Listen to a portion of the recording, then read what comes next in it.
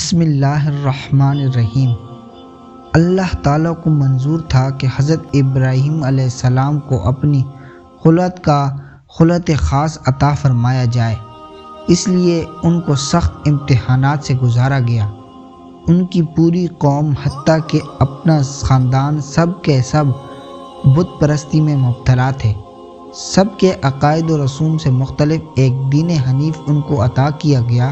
آپ نے پیغمبرانہ جرأت و ہمت کے ساتھ بے خوف و خطر قوم کو خدائے وحدہ لا شریک کی طرف بلایا۔ بت پرستی کی شرمناک رسم کی خرابیاں مختلف عنوانات سے بیان کی۔ عملی طور پر بتوں کے خلاف جہاد کیا۔ پوری قوم کو جنگ و جدل ہو گئی۔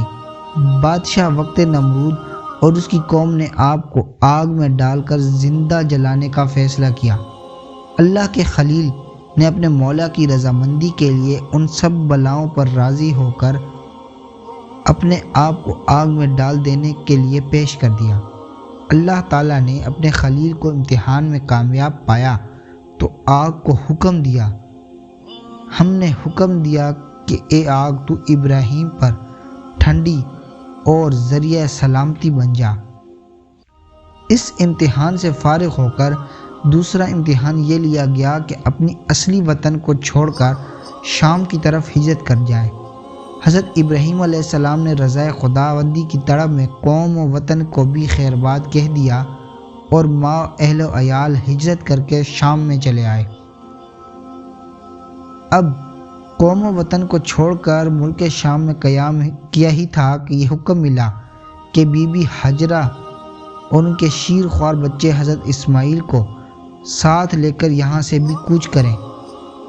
جبرائیل امین آئے اور دونوں کو ساتھ لے کر چلے۔ راستے میں کوئی سرسبز جگہ آتی تو حضرت خلیل اللہ فرماتے کہ یہاں ٹھہر دیا جائے۔ جبرائیل فرماتے ہیں کہ یہاں کا حکم نہیں، منزل آگے ہے۔ جب وہ خشک پہاڑ اور گرم ریگستان آ جاتا ہے جہاں آگے کسی بیت اللہ کی تعمیر اور شہر مکہ کی بستی بسانا مقدر تھا، اس ریگستان میں آپ کو اتار دیا جاتا ہے۔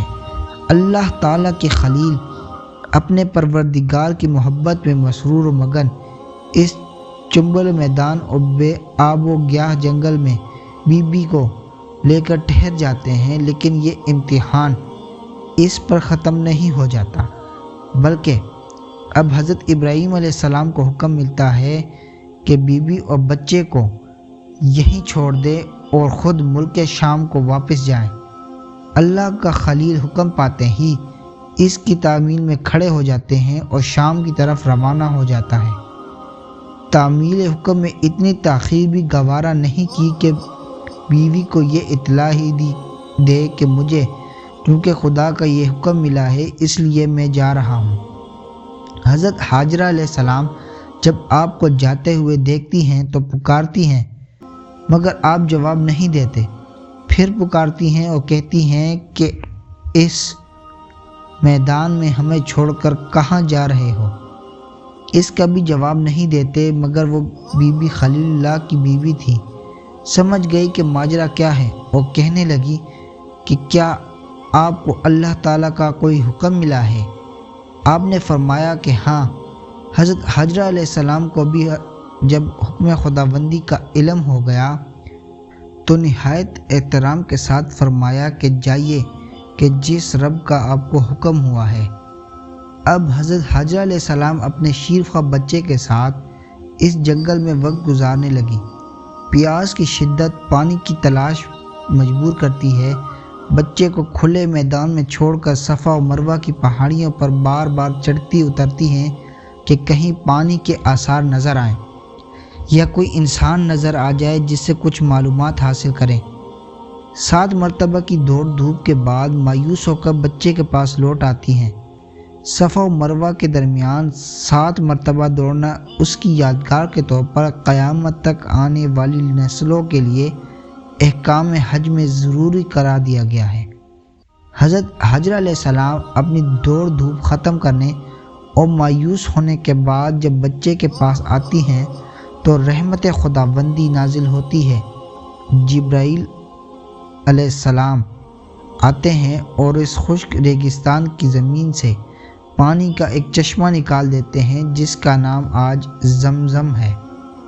پانی کو دیکھ کر اول جانور آ جاتے ہیں، پھر جانوروں کو دیکھ کر انسان پہنچتے ہیں۔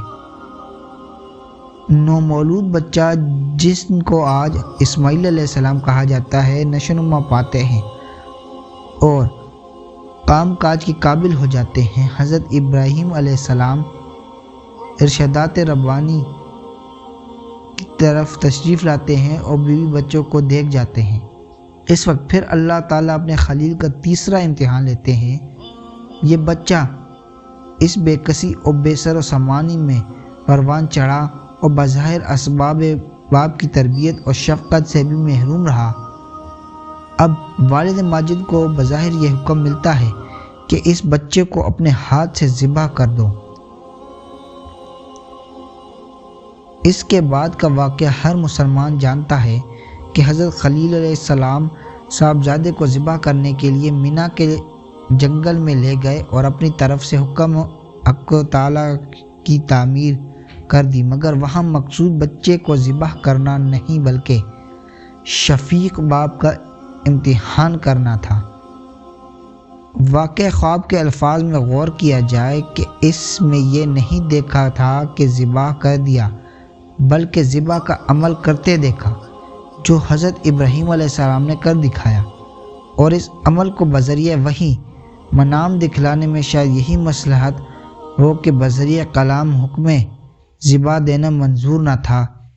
اسی وجہ سے ارشاد ہوا کہ خواب میں جو کچھ دیکھا تھا آپ نے اس کو پورا کر دیا۔ جب اس میں وہ پورے اترے تو اللہ نے جنت سے اس کا فدیہ نازل فرما دیا اور قربانی کا حکم دیا۔